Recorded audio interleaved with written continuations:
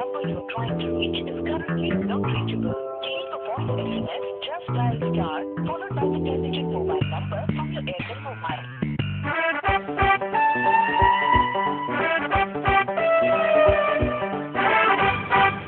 Non malom nang dirta ko son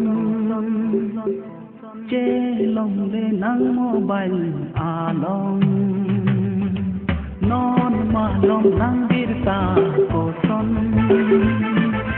che long le nang mobile along not reachable puti hang kong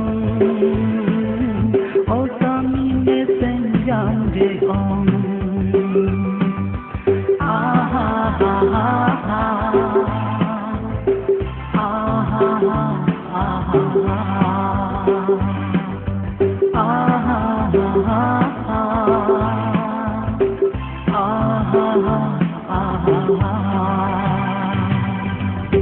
The Airtel number you're trying to reach is currently not reachable.